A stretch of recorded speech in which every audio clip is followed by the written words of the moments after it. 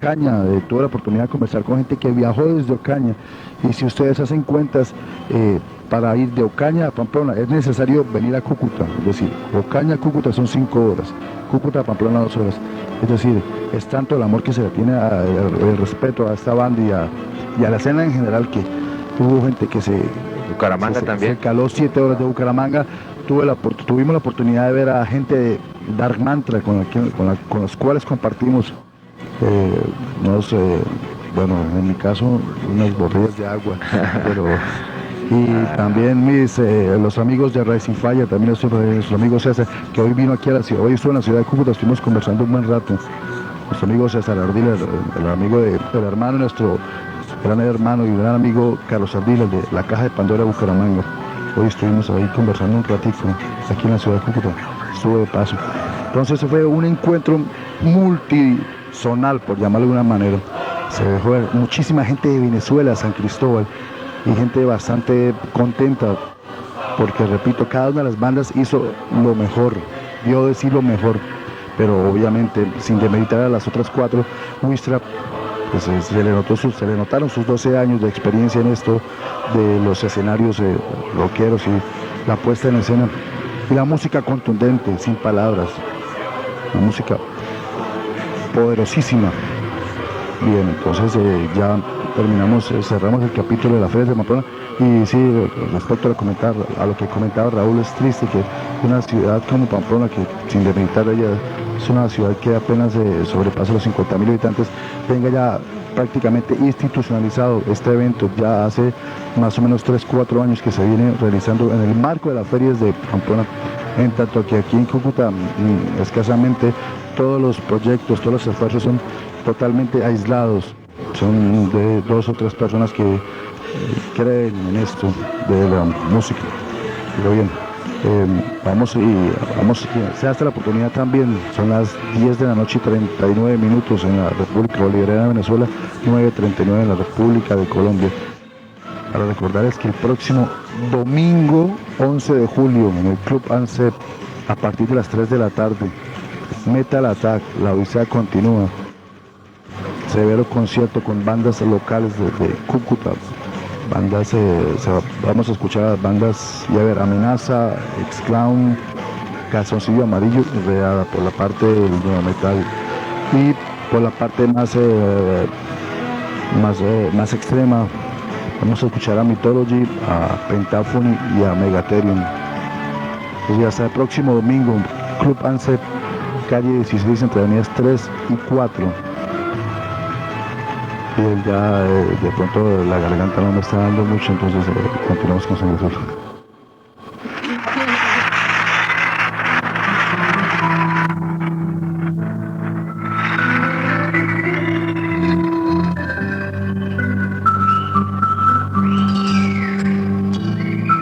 La realeza reclama su trono.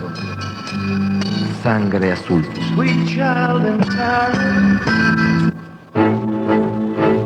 Y antes de iniciar con nuestra segunda sección de Sonata Púrpura, les recuerdo el teléfono es 787-3918 y 787-3367.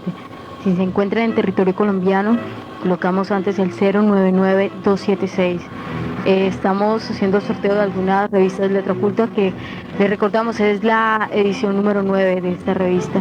Así es que aquellos que estén interesados en apoyar todo lo que tenga que ver con la escena y con el movimiento cultural y metalero de esta zona, a comprar letra oculta y a estar pendientes de este sorteo de estas revistas que a partir de hoy ve la luz.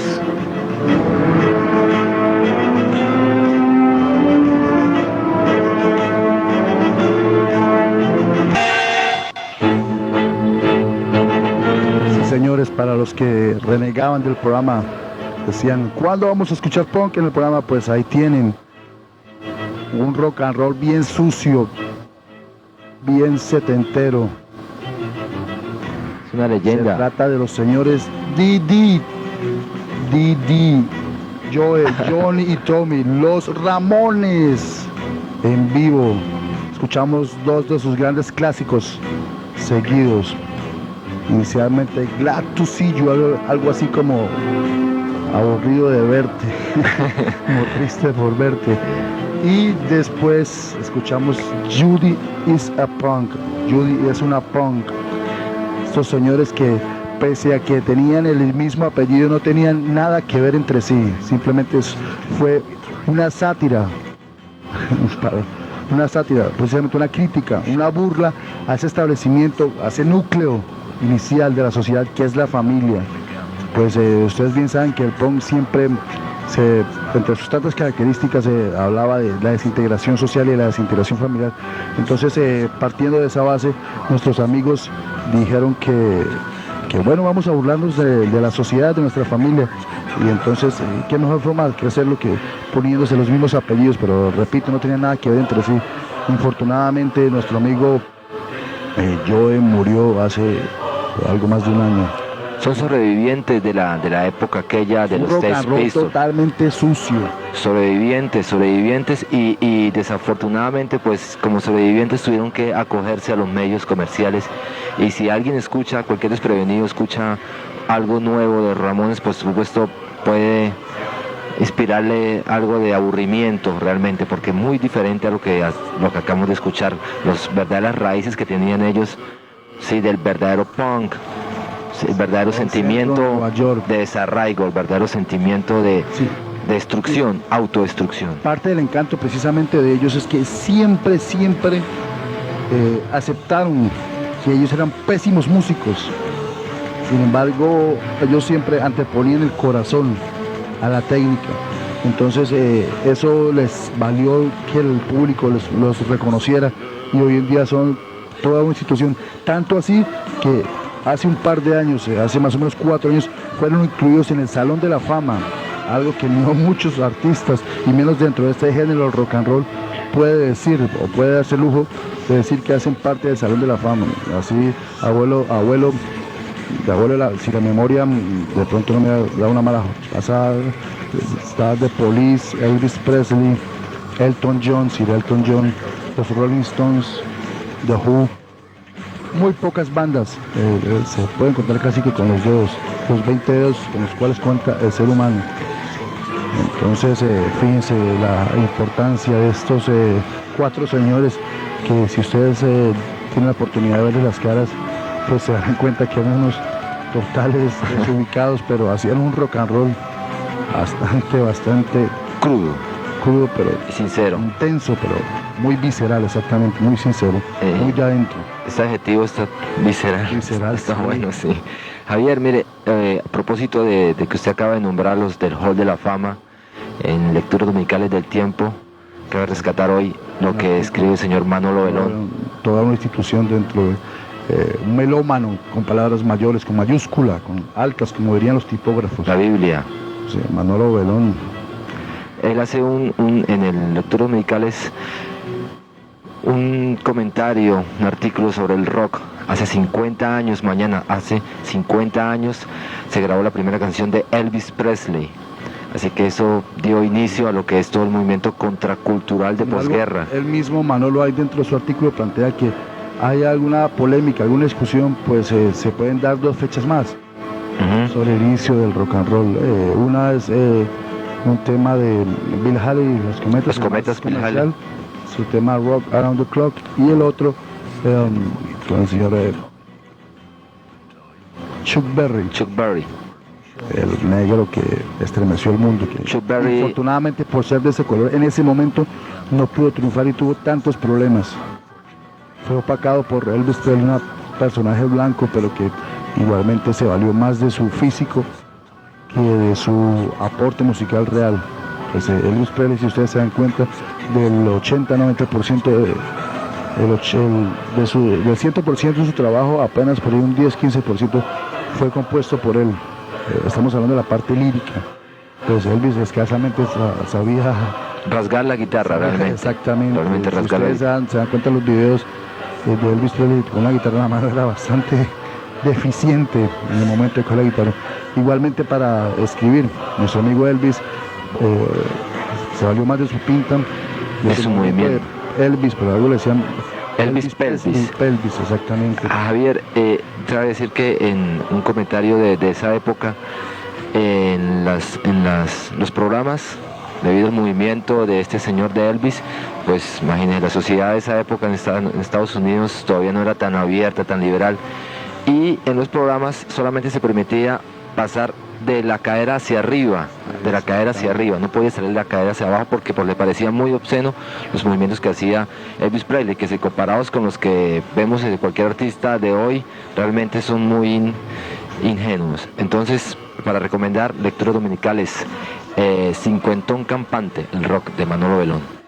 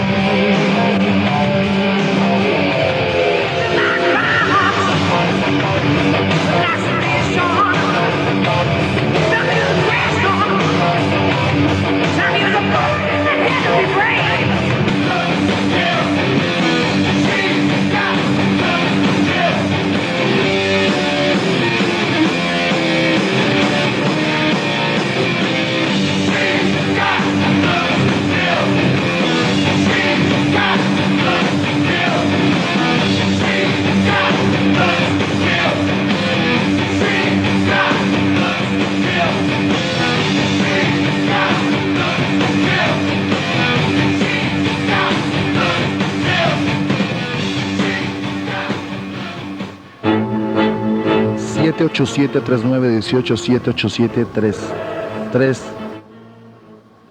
787-3367). Si están fuera del perímetro urbano de Ureña y fuera de la República Bolivariana de Venezuela, le anteponen el 099-276. Simplemente llaman y nos comentan sobre el programa y entrarán a participar directamente del sorteo de unas revistas. Posteriormente daremos el nombre de los ganadores.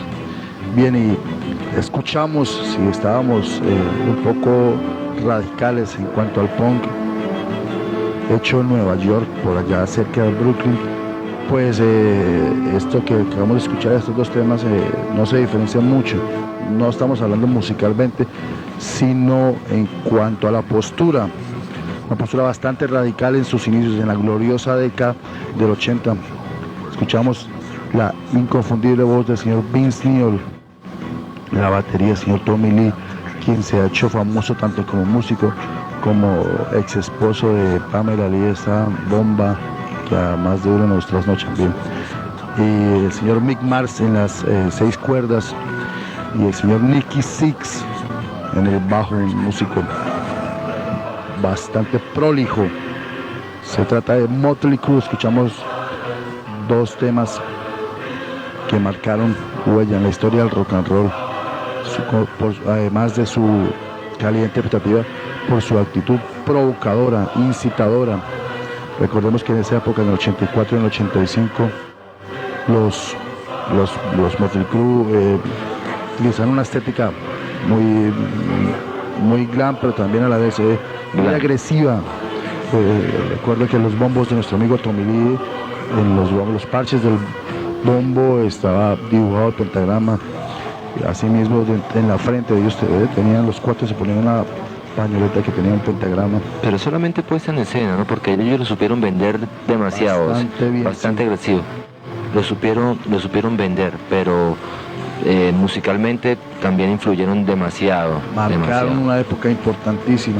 Después nuestro amigo Vince Neil tuvo algunas diferencias con Tommy Lee y se separó durante un tiempo. En este tiempo fue reemplazado por John Corabi, vocalista bueno, pero igualmente siempre tuvo que actuar bajo la sombra de Vince Neil.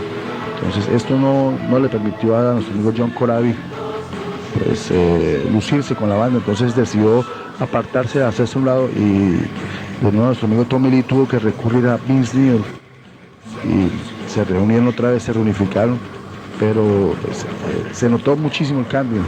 Y además eso coincidió con el cambio de década. Fíjese que el cambio de década también marcó la evolución, o en algunos casos la evolución de muchas bandas. Dr. Feelgood, creo que fue. Quería decir exactamente que ese ha sido el caso de Motley Crue. pues tan pronto se reunificaron, tan pronto hicieron las paces, entre comillas, con el señor Vince Neil, pues sacaron al Dr. Feelgood, que sin ser un mal trabajo, pues es apenas una pálida sombra de lo que fue este Theater of Pain. Los comercializó, creo que porque tuvo dos éxitos en este trabajo que los lanzaron al top Kickstart 40. My Heart. Ajá. Exactamente. Al top en ese y otros temas también importantes en este Dr. Feelgood, que Motley Crue, exactamente qué es lo que significa Motley Crue, Javier? No, precisamente ese fue un juego de palabras. Sí, todo el mundo decía Crue, C-R-E-W, quiere decir equipo, algo así como el equipo de trabajo. Y Motley, ellos se lo utilizaron como unas poderosísimas Harley Davidson. Entonces Motley Crue, si escuchamos dos bandas que marcaron Ramones a finales de la década de 70, el rock and roll sucio, áspero, y Motley Crue en los principios de los 80, ese rock incitador, provocador, bastante andrógeno, si lo podemos, si se permite el término, en que ellos tienen una sexualidad bastante definida, pero sin embargo fueron los provocadores, más o menos por la misma línea de Poison, de Cinderella, de Britney Fox y una serie de grupos, Rat, exactamente. Entonces, bien, vamos a hablar ahora un poco de una noticia bastante triste para muchos, entre los cuales me encuentro. El séptimo arte perdió a uno de sus grandes genios, el actor Marlon Brando. Falleció el pasado viernes en la ciudad de Los Ángeles. El señor actor, con palabras mayúsculas, protagonizó Un nido de ratas, del director Elia Kazan, una obra maestra, así de simple. También protagonizó la no menos impactante película El último tango en París, con María Schneider.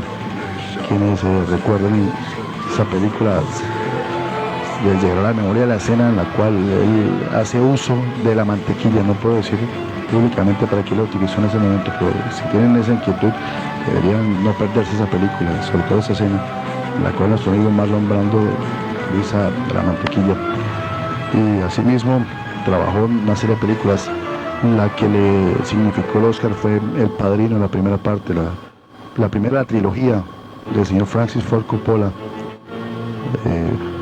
Hacía el papel de Guido Corleone,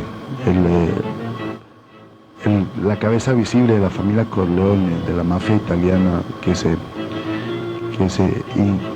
estableció en Nueva York para controlar el bajo mundo, la mafia y todos los negocios sucios que se dan en la Gran Manzana.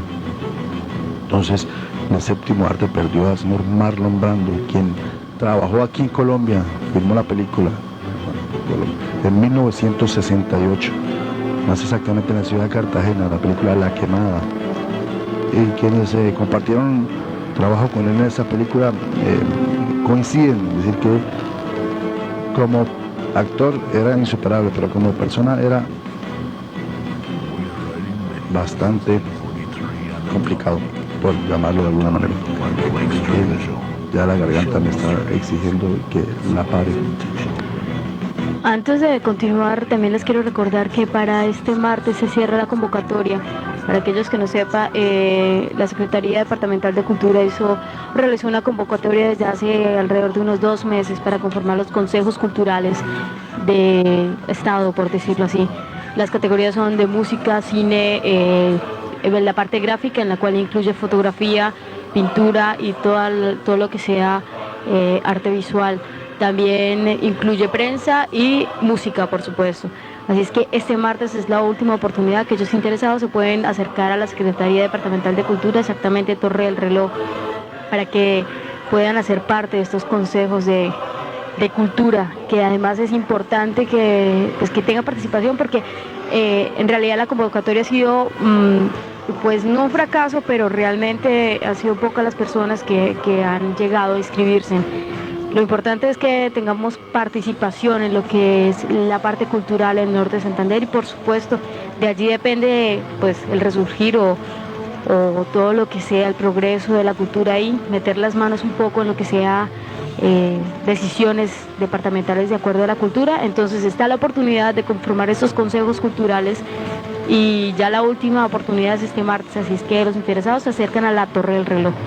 Hablando de espacios culturales, nuestro amigo Ramón, el encargado de precisamente esa parte del Banco de la República, nos comenta que todos los viernes que cuenta con un espacio a partir de las 3 de la tarde para videoconciertos. Precisamente el viernes que acaba de pasar tuvieron la oportunidad de presentar The Wall versión Roger Waters, es decir, ese montaje macro espectacular que hizo el señor Roger Waters en 1990. Recordemos que Roger Waters, después de grabar The Wall en 1979 con Pink Floyd, decide separarse de ellos y monta su propia banda, pues la banda es él solo, y en 1991 hace este montaje completamente impresionante, mastodómico. Si ustedes tienen la oportunidad de verlo, se los recomiendo, en la cual en este montaje incluye músicos invitados de la talla de Scorpions, el señor Klaus Meine cantando In the Flesh o Is There Anybody Else de la señora Cyndi Lauper, esa diva del pop ochentero, la señora Anne Murray, una cantante de country, y una plejada de músicos que realmente no desentonan en ningún momento y dan lo mejor de sí en esta puesta en escena del señor Roger Waters de The Wall. También vale la pena destacar la participación que ha tenido. Un saludo para Juan Carlos Sabat, quien está, pues como dijimos hace un momento, metiendo las manos también para que todo lo que sea en pro de la cultura y la música vaya adelante. Ya saben, todos los viernes a partir de las 3 de la tarde en el área cultural del Banco de la República. El espacio está totalmente disponible. Para este viernes vamos a escuchar algo de música clásica. Entonces nos vemos el viernes a partir de las 3 de la tarde en el Banco de la República, en el área cultural.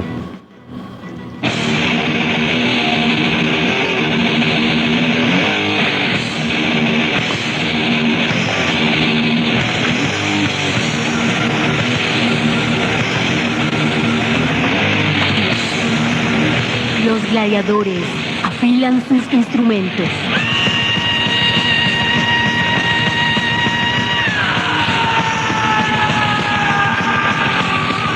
Década de agresión.